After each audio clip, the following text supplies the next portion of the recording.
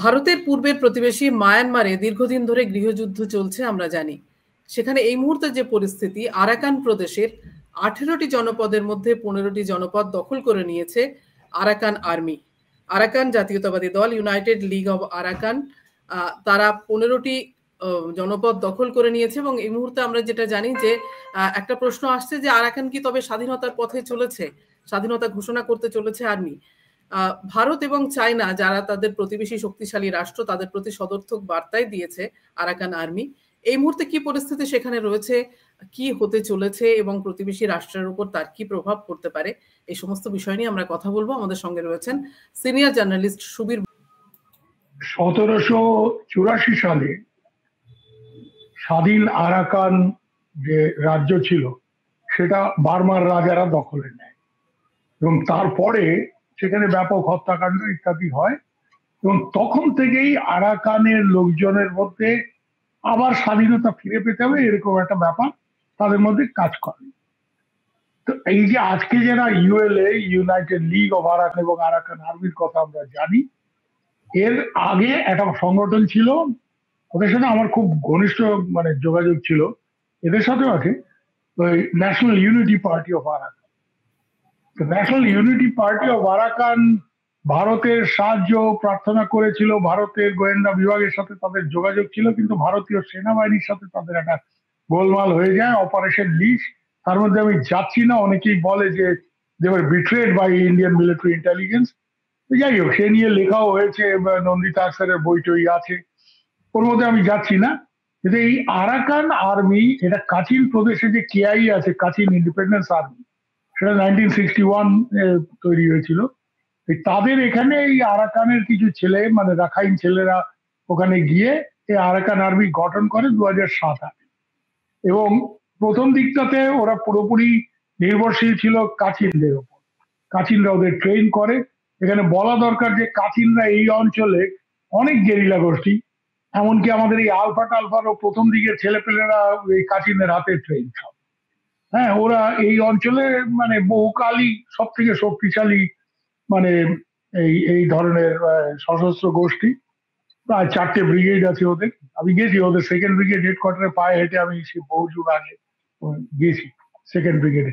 তো যাই হোক, এরপর থেকে আরাকান আর্মি খুব সক্রিয় হয়ে ওঠে, তাদের শক্তি বৃদ্ধি হয় এবং এরা একটা থ্রি ব্রাদারহুড অ্যালায়েন্স গঠন করে আর দুটো এই ধরনের সশস্ত্র সংগঠনের সাথে, যারা শান প্রদেশের তাং ন্যাশনাল লিবারেশন আর্মি এবং MNDDA Myanmar national democratic defence army, যেটা কোকাং জনগোষ্ঠীর আর তাং, এদের সাথে Arakan army three brotherhood alliance 23 সালের অক্টোবর মাসের একটা নতুন করে অফেন্সিভ শুরু করে এবং তারপর থেকেই মায়ানমার আর্মি, মায়ানমারের যে সেনাবাহিনী টমাডাও যাদের বলে, তারা ব্যাকফুটে ক্রমশই পড়ে যায়।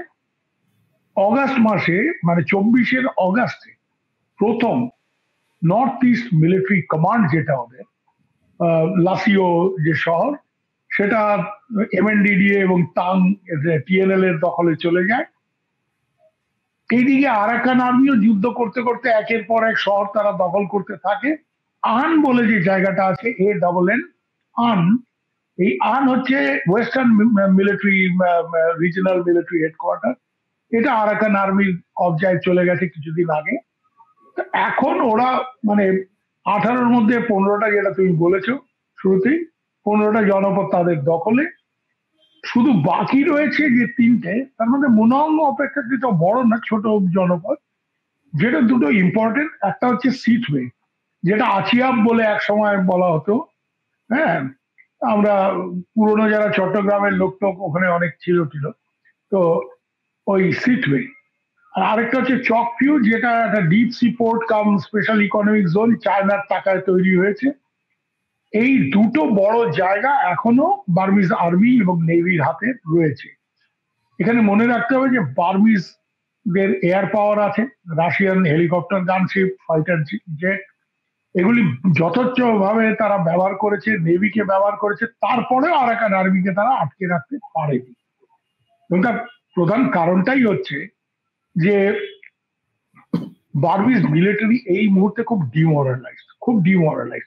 আজকেই একটা খবর আমি দেখেছি যে বার্মিজ মিলিটারি যেসব সৈন্য তাদের মারা গেছে তাদের যে কম্পেনসেশন তাদের ফ্যামিলিকে সেটাও দিচ্ছে না, কেন তাদের অর্থনৈতিক অবস্থা খুবই খারাপ, খুবই খারাপ। এবং তার জন্য নানা কারণে বার্মিজ আর্মি খুবই ডিমোরালাইজ এবং তাদের ক্রমশই সংখ্যা কমেছে, ডেজার্শন হয়েছে, অর্থাৎ বার্মিজ আর্মির মধ্যে যারা ছিল তারা পালিয়ে গিয়ে অনেকে অপোজিশনের সাথে যোগদান করেছে। এখানে আরেকটা জিনিস সোফিয়া উল্লেখ করতে হয় যে এই প্রথম দেখা যাচ্ছে যে শুধুমাত্র এথনিক মাইনরিটিস যারা কাচিন, কারেন, শান, রাখাইন এরা শুধু লড়াই করছে তা না, যেটা মেইন স্ট্রিম বামার যাদের বলে মানে এথনিক বার্মিজ যারা, তাদের পিপুলস ডিফেন্স ফোর্স গঠিত হয়েছে এবং তারা national unity government of Arakan, যেটা একটা সমান্তরাল সরকার তৈরি হয়েছে মূলত বার্মিজ রেগুলার পলিটিক্যাল পার্টিদের লোকজনদের নিয়ে। এর মধ্যে অনেকেই সাংসদ রয়েছেন, যেই সংসদ নির্বাচনকে বার্মিজ মিলিটারি স্বীকৃতি দেয়নি, কু করে তাদের ক্ষমতাচ্যুত করেছে।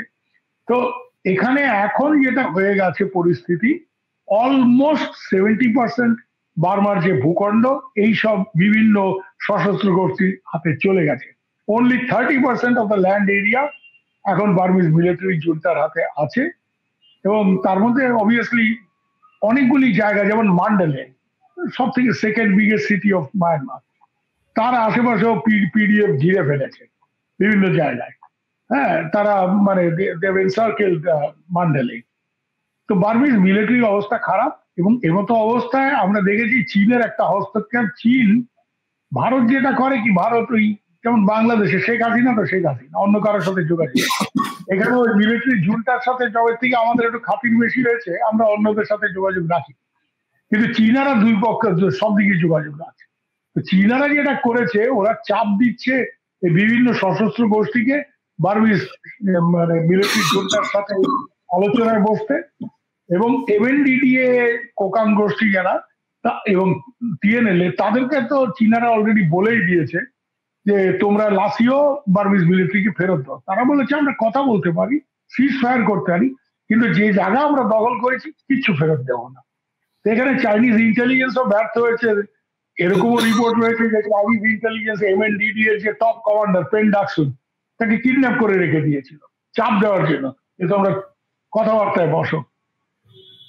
এটা যেমন ওরা কথা বলতে রাজি হয়েছে কিন্তু ওই লাসিও ফেরত দেবে না, কাচিনরা, কাচিন ইন্ডিপেন্ডেন্স আর্মি এবং আরাকান আর্মি কথা বলতেও মানে কথা বলেছে আমরা কথা বলবো, কিন্তু সিজ ফায়ার করতে এখনো রাজি হয়নি। তাদের সশস্ত্র আন্দোলন চলছে।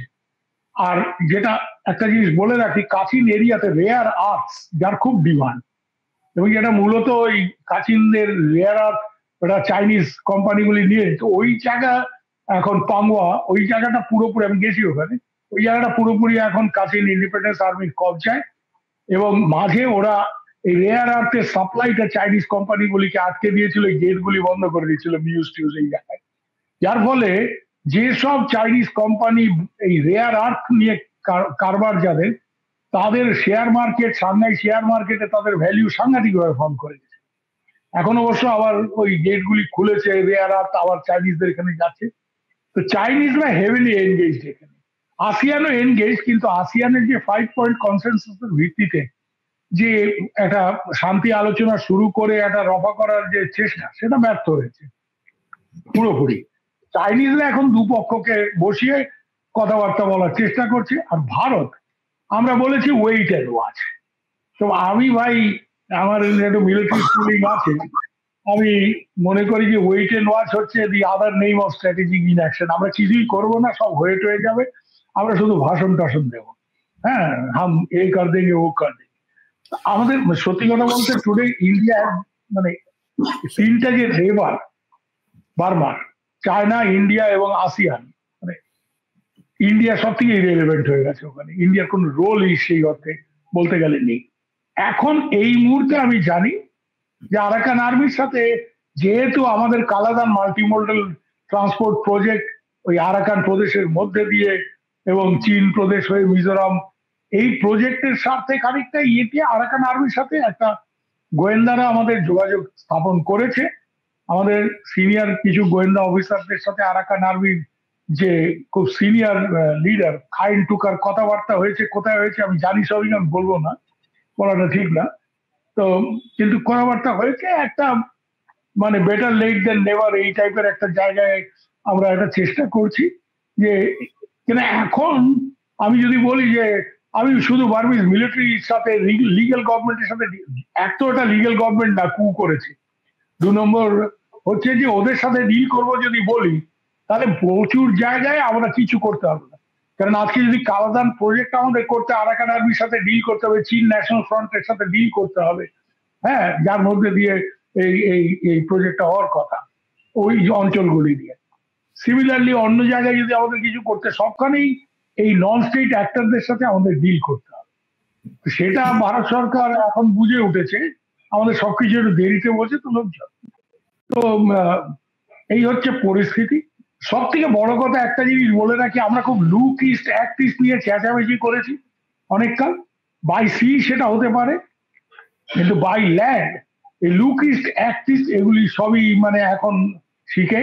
তার কারণটা হচ্ছে যে মায়ানমার যদি এতটা ডিস্টার্ব হয়, তাহলে আমাদের কালাদান প্রজেক্টই বলো আর ওই গোল্ডেন ট্রাইল্যাটারাল হাইওয়ে বলো, যেটা মণিপুর থেকে বার্মার মধ্যে দিয়ে থাইল্যান্ড অব্দি মাইসট অব্দি যাওয়ার কথা, ফ্রম মোরে টু মাইসট, ওগুলি কিছুই করা যাবে না। প্রজেক্টগুলি কমপ্লিট করাও মুশকিল, যেগুলি কমপ্লিট হয়েছে সেগুলি অপারেশনালাইজ করা যাবে না। এই ধরনের একটা পরিস্থিতি হয়ে রয়েছে। তাই জন্য ওই act east, look east, north east দিয়ে আমরা এই করেগা তাই করেগা, ওইসব কিছুই হবে না, পুরো ব্যাপারটা জ্বলে যাচ্ছে। এই হচ্ছে সর্বশেষ পরিস্থিতি।